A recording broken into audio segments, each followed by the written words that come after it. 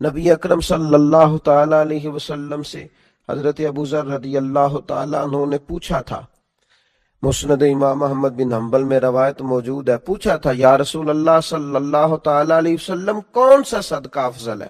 اللہ کے پیارے حبیب صلی اللہ تعالی علیہ وسلم نے فرمایا وہ جو کسی تنگ دست کو خفیہ طور پہ دیا جائے۔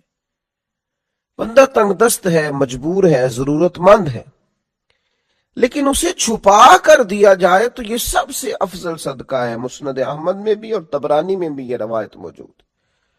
اور دوسرا، حضور علیہ الصلوۃ والسلام نے فرمایا ایک شخص زیادہ مالدار نہیں ہے، خون پسینے کی محنت کر کے کمائی کر کے لاتا ہے اور اس میں سے بھی وہ کچھ نہ کچھ اللہ کی راہ میں صدقہ کرتا ہے، تو یہ سب سے افضل صدقہ ہے۔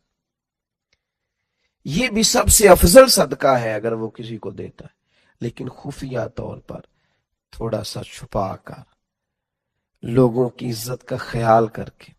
ہمارے ہاں تو عجیب رسم چلی ہے کہ ہم یہ سمجھتے ہی نہیں کہ کسی کو چھپا کے دینے سے روحانی اطمینان کتنا ملتا ہے، کسی کو دے کر چپ کر جانے سے اللہ تبارک و تعالی بردباری کتنی عطا کرتا ہے، کسی کو دے کر خاموش ہو جانے سے اللہ تبارک و تعالی صحراؤں کی وسعت اور دریاؤں کی گہرائی جتنا حوصلہ عطا کر دیتا ہے۔ انسان اپنے چھوٹے سے قالب کے اندر، اپنے دل کے اندر کتنی وسعت محسوس کرتا ہے، اس نے اللہ کے بندے کو دیا ہے اور پھر وہ خاموش ہو گیا، پھر اس نے اجر اپنے اللہ پہ چھوڑ دیا ہے، اس نے پھر جزا اپنے مالک سے لینی ہے، یہ ارادہ کر لیا۔ یہ چیز انسان کو طاقتور کرتی ہے، ذہنی طور پر، قلبی طور پر، فکری طور پر اسے مضبوط کر دیتی۔ اللہ کی راہ میں خیرات کرتے ہیں۔ کس طرح خیرات کرتے ہیں؟ صبح بھی کرتے ہیں، شام بھی کرتے ہیں، اعلانیہ بھی کرتے ہیں، چھپا کر بھی کرتے ہیں، بس کرتے رہتے ہیں اللہ کی بارگاہ میں خیرات۔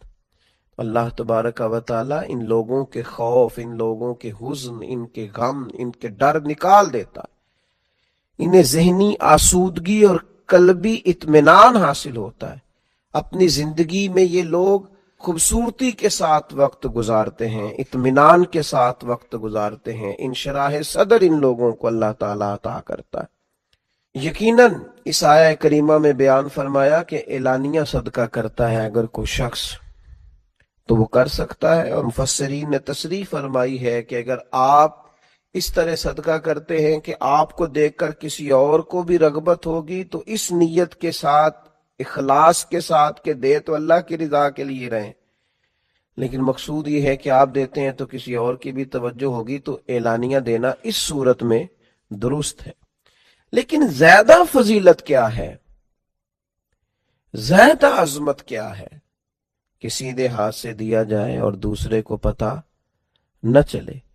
ہم دیکھتے ہیں کہ ہمارے زمانے کے اندر آہستہ آہستہ اعلانیہ دینے کا ہی رواج ہو گیا ہے۔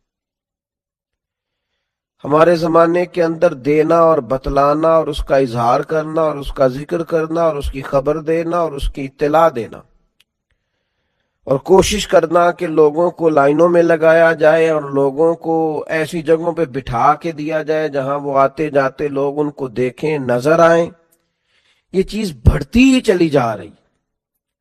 چھپا کر اللہ کے بندوں کی عزت نفس کا خیال کر کے، ان کے وقار کا خیال کر کے، مومن کی عزت اللہ کی بارگاہ میں کعبے سے بھی زیادہ، اس بات کا لحاظ کر کے کہ اللہ کا بندہ ہے، رسول کریم صلی اللہ تعالی علیہ وسلم کا غلام ہے، پھر خرچ کیا جائے کہ اس شخص کی عزت قائم رہے، اس کا وقار قائم رہے، اس شخص کو کسی قسم کی اپنے اندر کمزوری محسوس نہ ہو، وہ کہیں اپنے آپ کو، اپنی عزت کو گرتا ہوا محسوس نہ کرے، یہ انداز اختیار کیا جائے۔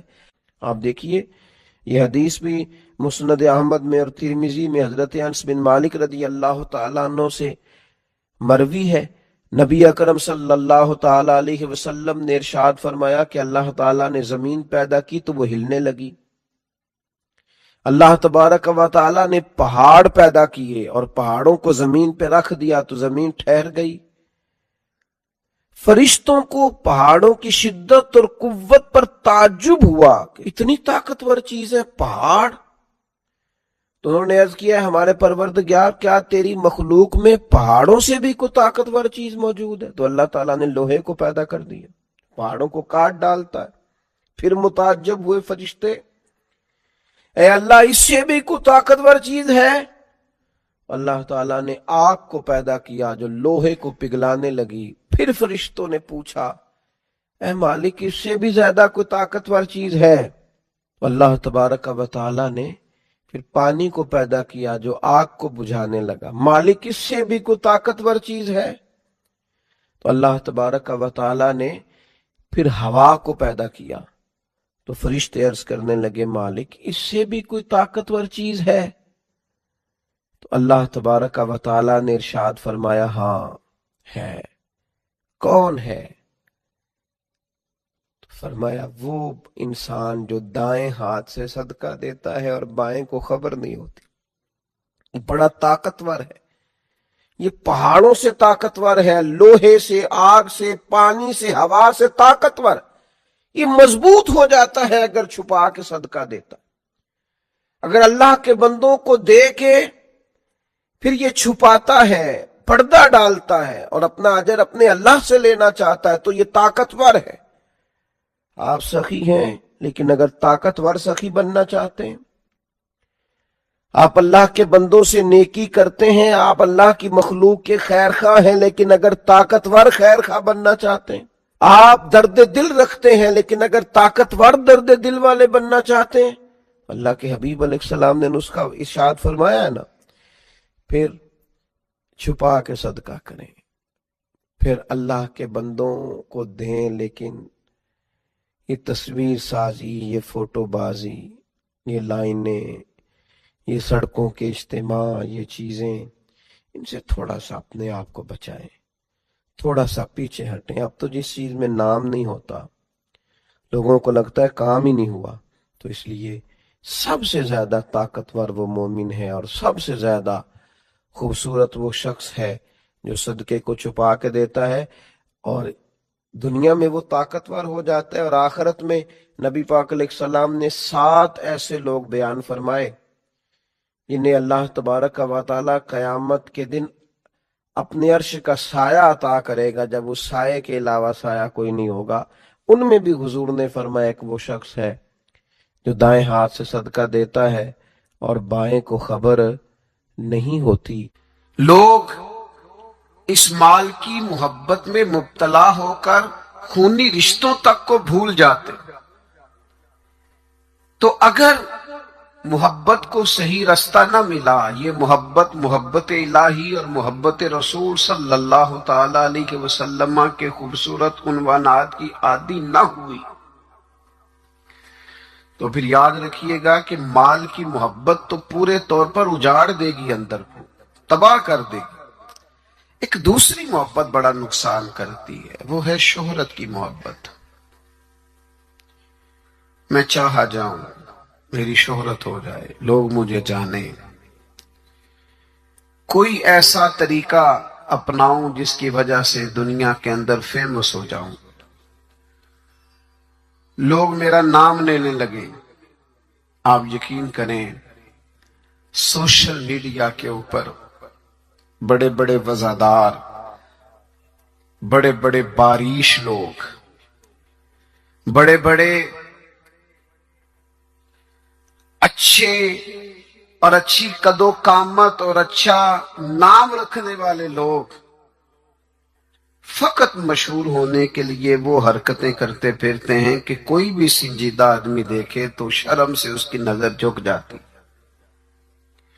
یہ شہرت، اس کا لالچ، یہ شہرت کی طلب اور شہرت حاصل کرنے کے لیے ایسے خطرناک طریقوں کا حصول، شہرت حاصل کرنے کے لیے ایسے کمزور اور ایسے اخلاق سے گرے ہوئے رویے کا انداز تباہ کر دیا اس نے دنیا کو، اجاڑ کے رکھ دیا ہے لوگوں کو۔ آپ یقین کریں اچھے بھلے سمجھدار لوگ تھے، اچھے بھلے معاملہ فہم لوگ تھے، الجھ گئے، ذہن بن گیا ہے کہ بس جو کچھ ہے وہ یہی شہرت ہی ہے۔ او میرے بھائیو سنو، حضرت مولا علی شیر خدا فرماتے، مصنف ابن ابی شیبہ میں موجود ہے، حضرت مولا کائنات فرماتے ہیں اسے مبارک ہو جسے تھوڑے لوگ جانتے ہیں، وہ قابل مبارکباد ہے جس کا تعارف کم لوگوں میں، زیادہ لوگوں میں جس کی شناخت نہیں ہے۔ میرے بھائی، آپ کبھی ان لوگوں سے پوچھ کر تو دیکھو، ان سے کبھی ملاقات تو کرو جو بڑے مشہور ہو گئے، کبھی ان کی تنہائی میں ان کے پاس تو بیٹھو، ان سے پوچھو تو صحیح، اس شہرت کے سبب سے انہیں کچھ ایسے کام بھی کرنا پڑتے ہیں جو وہ کرنا نہیں چاہتے، انہیں کچھ ایسے رستوں سے بھی گزرنا پڑتا ہے جہاں سے گزرنے کا کبھی انہوں نے سوچا بھی نہ تھا۔ وہ تو چاہتے تھے کہ کوئی تنہائی ہوتی، قرآن مجید کا نسخہ ہوتا، 500 دانے والی تسبیح ہوتی، کہیں مصلے کا نور ہوتا، دل میں ہو یاد تیری گوشائے تنہائی ہو، پھر تو خلوت میں عجب انجمن آرائی ہو۔ دل چاہتا تھا، لیکن یہ شہرت، اس کی طلب، ہاں ایک بات ہے، اگر آپ شہرت چاہتے ہیں، معروف ہونا چاہتے ہیں، مشہور ہونا چاہتے ہیں، بہت سارے لوگوں میں چاہتے ہیں کہ آپ کا نام سنہری حروف سے ہو اور زیادہ لوگ آپ کو جانے پہچانے، تو قرآن مجید نے نسخہ دیا ہے۔ فرمایا ان الذین آمنوا وعملوا الصالحات سیجعل لهم الرحمن ودا، جو ایمان لانے کے بعد نیک عمل کرے گا، رب لوگوں کے دلوں میں محبت پیدا فرما دے گا، رحمان ایسا ماحول بنا دے گا کہ ان لوگوں کے دلوں میں، اللہ تعالیٰ لوگوں کے دلوں میں اس بندے کی محبت پیدا کر دے گا۔ ایک اور محبت ہوتی ہے، اولاد کی محبت، بڑی اچھی محبت ہے، ہونی چاہیے، لیکن اگر یہی اولاد شریعت کے رستے میں آنے لگے، اگر یہی اولاد اس طرح کا رویہ اختیار ہونے لگے کہ آپ کو اس کی خاطر حلال حرام کی تمیز بھولنا پڑے، یا اولاد کہیں رکاوٹ بنے شریعت کی راہ میں، تو پھر قرآن مجید نے کہا انما اموالکم و اولادکم فتنہ، پھر یہ تمہارے لیے آزمائش ہے، پھر تمہیں تھوڑا غور کرنا پڑے گا، تمہیں پھر دیکھنا پڑے گا، پھر تمہیں توجہ کرنی پڑے گی کہ کہیں اللہ رسول کے رستے میں تو نہیں آ رہی۔ حضرت ابوبکر صدیق رضی اللہ تعالیٰ عنہ کے بیٹے نے ایک دفعہ کہا تھا کہ ابا جی، مسلمان ہونے سے پہلے جب بدر کے دن میں کفار کی طرف سے لڑتے ہوئے آ رہا تھا تو آپ میری تلوار کی زد میں آ گئے تھے، میں آپ کو قتل کر سکتا تھا پر میں نے باپ سمجھ کر کے چھوڑ دیا۔ تو سیدنا ابو بکر صدیق فرمانے لگے، بیٹا تو ابھی کلمہ نہیں پڑھتا تھا، تو نے مجھے باپ سمجھ کے چھوڑ دیا، اگر تو بدر والے دن میری تلوار کے نیچے آتا تو میں تجھے کبھی بیٹا سمجھ کے معاف نہ کرتا، دین کا مخالف سمجھ کے قتل کر دیتا۔ اس لیے کہ جو اولاد شریعت کے رستے میں آئے، دین کے رستے میں آئے، پیغام حق کے رستے میں آئے، اسے اولاد سمجھ کر درگزر تھوڑا کیا جائے گا۔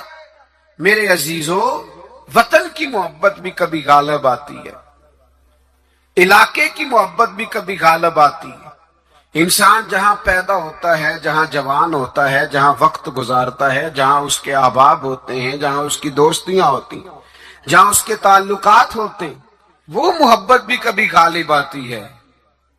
لیکن یاد رکھنا، سارا کچھ ہی مکہ مکرمہ میں موجود تھا، وہیں پیدا ہوئے تھے صحابہ، وہیں دوستیاں تھیں، تعلق تھے، رشتہ داریاں تھیں، لیکن جب پتہ چلا نا کہ محبوب کو مدینہ پسند ہے تو پھر کسی نے بھی وطن سے پیار نہیں کیا، محمد عربی کے شہر سے محبت فرمائی ہے۔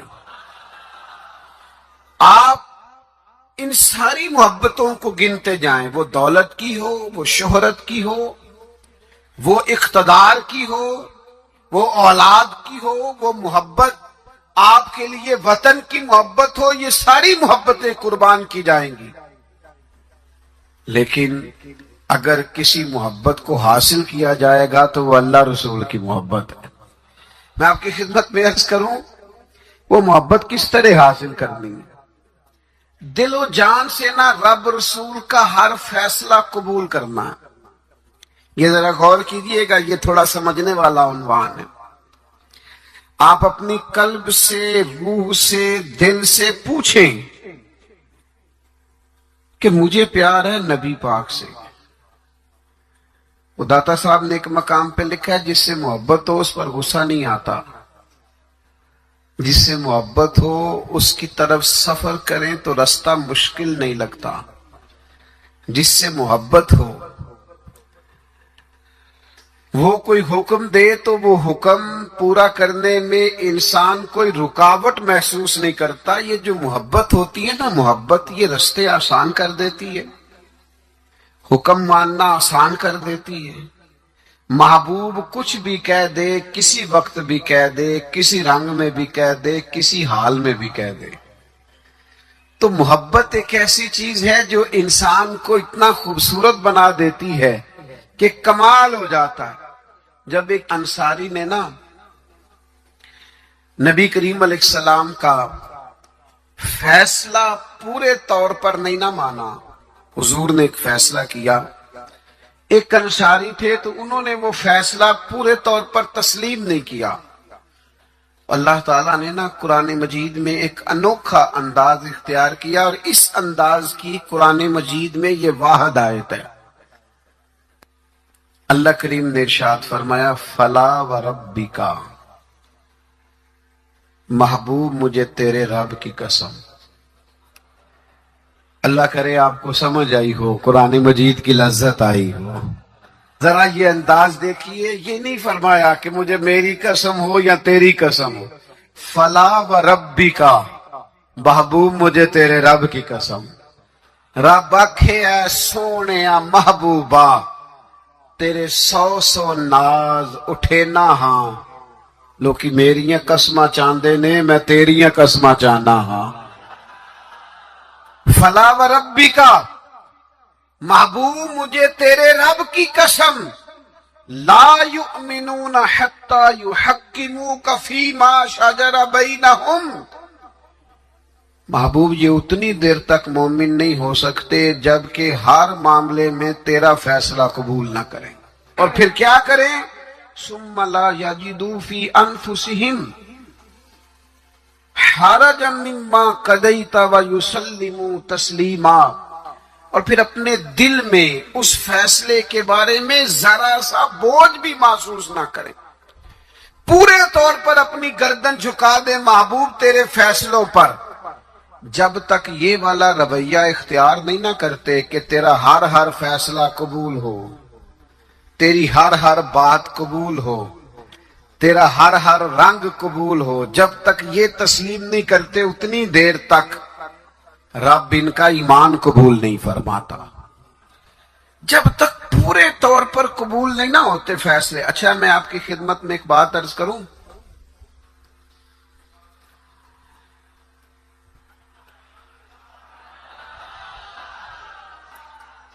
مسلمان دل و جان سے چاہتے ہیں کہ ہم نبی پاک کی غلامی کریں، مسلمانوں کی روح چاہتی ہے کہ ہم ہر وقت اپنے نبی کی بات مانیں۔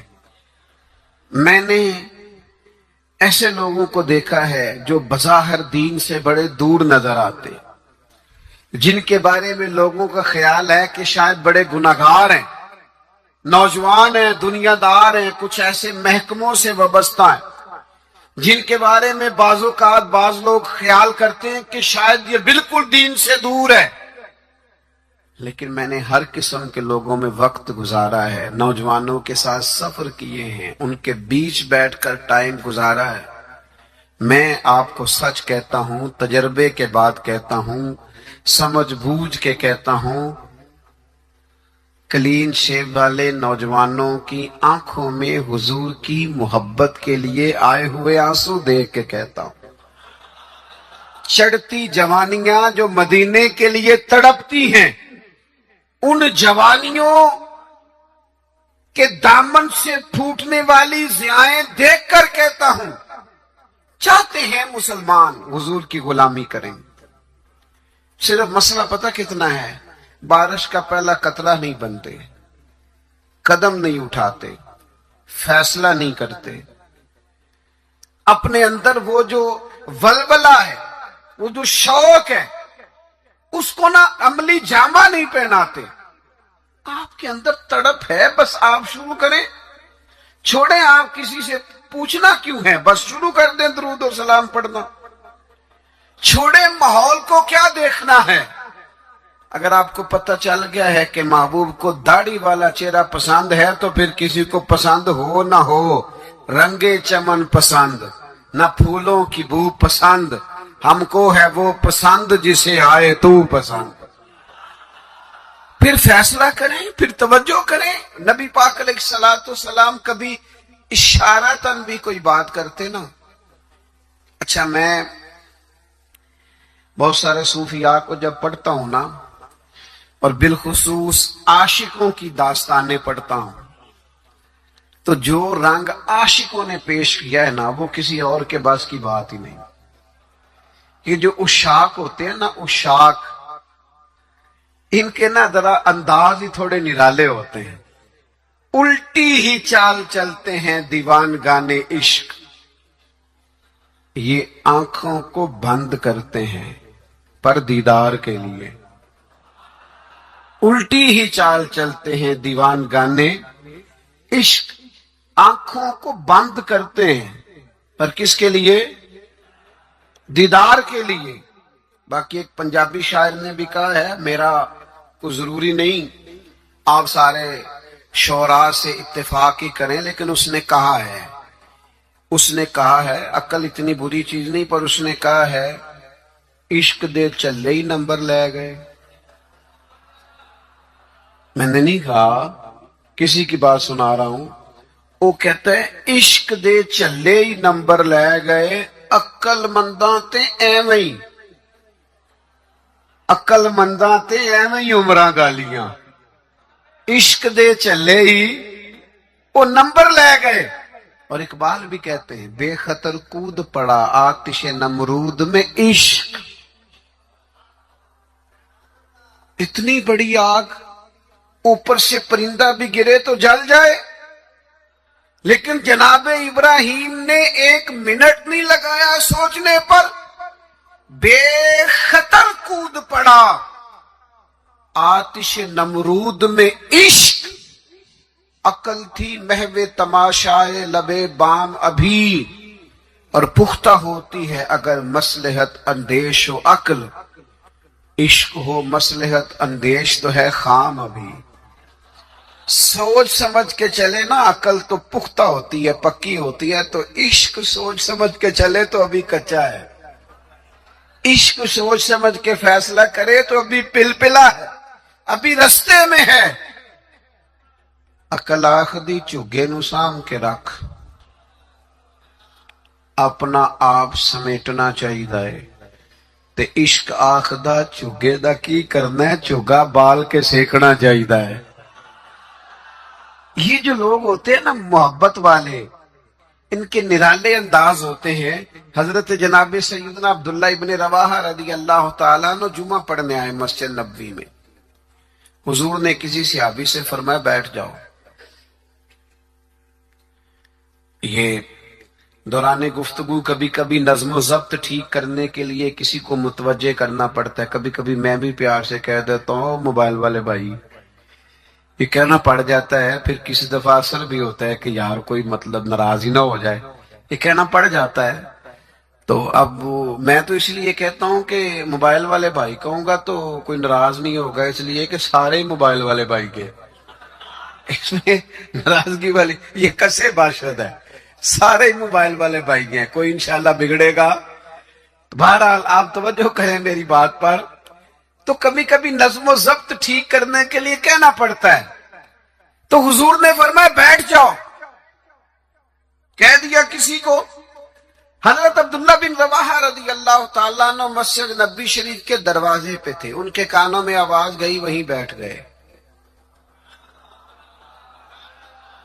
نبی پاک صلی اللہ تعالی علیہ وآلہ وسلم نے نماز کے بعد فرمایا عبداللہ وہیں بیٹھ گئے، حضور آپ نے کہا نہیں تھا.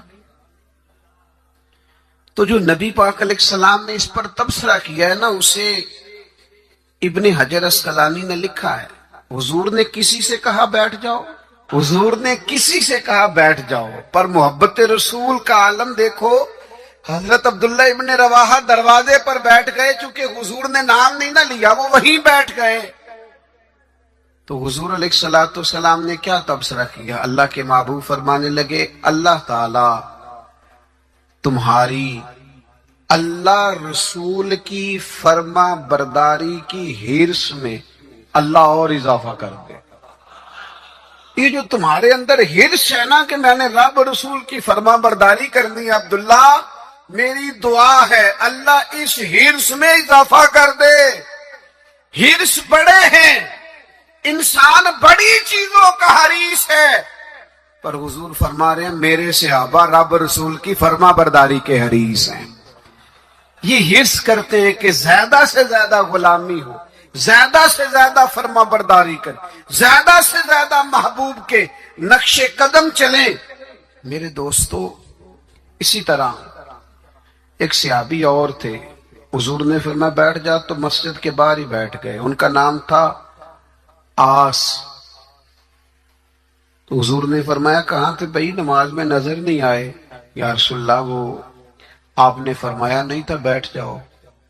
اچھا حضور نے کسی اور سے کہا، پر سانو قید سجن دا گہنا ہے. حضور نے کسی اور سے کہا، وہ دروازے کے باہر بیٹھ گئے. تو نبی کریم صلی اللہ تعالی علیہ وسلم نے فرمایا آس کہاں تھے؟ حضور میں دروازے کے باہر بیٹھ گیا. تو حضور مسکرائے، فرمایا تم آس نہیں ہو، تم تو مطیع ہو، تم تو فرما بردار ہو. آج سے تمہارا نام مطیع ہے، فرما برداری کرنے والا ہے. تم ایسے فرما بردار ہو کہ میں کسی اور کو اشارہ کروں. تم اتنے محبت کرنے والے ہو، تم سمجھتے ہو میرے محبوب کی بات ہے نا، تو مجھے بھی آگے بڑھ کے قبول کرنی چاہیے. میرے عزیزو، میں نے کہا ہم چاہتے ہیں حضور کی محبت کے مطابق عمل کریں، لوٹ آئیں، لیکن ہم نہ بارش کا پہلا قطرہ نہیں بنتے، فیصلہ نہیں کرتے. آگے بڑھوں؟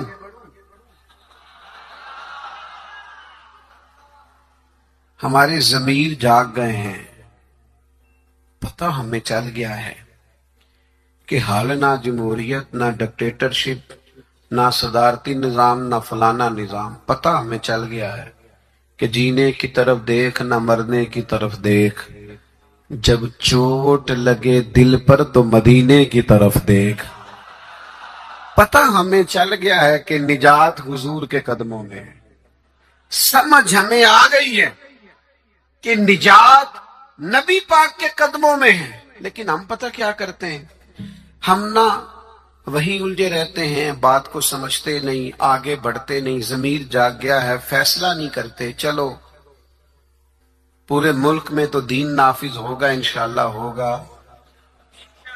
اپنے 6 فٹ کے قد پہ نہ نافذ کریں، اپنے گھر پہ نہ نافذ کریں، اپنے دفتر پہ نہ نافذ کریں، اپنے ادارے میں نہ نافذ کریں، اپنے یاروں میں نہ نافذ کریں. یہاں سے تو شروع کریں نا، یہاں سے تو آغاز کریں. آپ یقین کریں 5 دوست اگر آپ کہیں اکٹھے ہیں نا، 5 دوست، ایک دوست شروع کر دے جب بھی ملاقات ہو نبی کریم کی کوئی حدیث بیان کرے. ایک دوست کہنا شروع کر دے یار آؤ نا نماز پڑھنے چلیں. ایک دیکھو میں نے 5 میں سے ایک کہا ہے.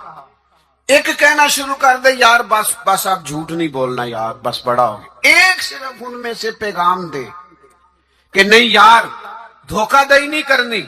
ایک ان میں سے کہے کہ یار تھوڑا سا نا وقت اب ماں باپ کے لیے بھی نکالنا ہے، اب گھر والوں کے لیے بھی تھوڑا وقت دینا، ایک میں ذمہ داری سے کہتا ہوں، وہ باقی چار سامنے شاید مذاق اڑائیں، سامنے شاید کہیں بیٹھ جا تو اتنا نیک پتہ ہے ہمیں تیرا، لیکن میں سچ کہتا ہوں وہ سامنے آپ پر تنقید کریں گے لیکن دل ان کا گواہی دے گا یار کہہ تو ٹھیک ہی رہا ہے۔ یہ دین کے اندر، یہ نبی پاک کی محبت کے پیغام کے اندر اللہ نے نا جاذبیت بڑی رکھی، اس میں کشش بڑی رکھی، اسلام کے اندر لچک بڑی رکھی، اسلام کی فطرت میں قدرت نے لچک دی ہے، اتنا ہی یہ ابھرے گا جتنا کہ دبا دو گے۔ اس کے اندر سے ہمیشہ ضیاء پھوٹتی ہے، روشنی نکلتی ہے۔ آپ حضور کا پیغام دے دیں، مزاج بنائیں، کہہ دیں، آپ یقین کریں بڑا لطف آئے گا، بڑا مزہ آئے گا، اس کے اندر بڑا کرم ہوتا ہوا آپ کو دکھائی دے گا، آپ محسوس کریں گے کہ میرے کہہ دینے سے انقلاب آ گیا، بہتری آ گئی۔ آپ اس پہ اور یہ سب کے لیے بنائیں، آپ یہ کسی کے حق میں بھی کوئی بھی سامنے ہو، آپ کا نعرہ ہمیشہ محبت رسول کا ہونا چاہیے۔ وہ دوستوں کی محفل ہو، گھر میں ہو، دفتر میں ہو۔ بات ایک صحابی تھے حضرت برا بن مالک، نوجوان تھے۔ اچھا، جس طرح سیر کرنے کا مزہ جوانی میں ہے نا، کپڑے پہننے کا لطف جوانی میں ہے، سفر کرنے کا ذائقہ جوانی میں ہے، چلو مجھے کہہ لینے دو، کھانے پینے کا لطف بھی جوانی میں ہے۔ جس طرح دوستوں کے ساتھ آنے جانے، بیٹھنے، گپ شپ کرنے کا لطف جوانی میں ہے، او میرے بھائیوں، حضور سے عشق کرنے کا مزہ بھی جوانی میں ہے۔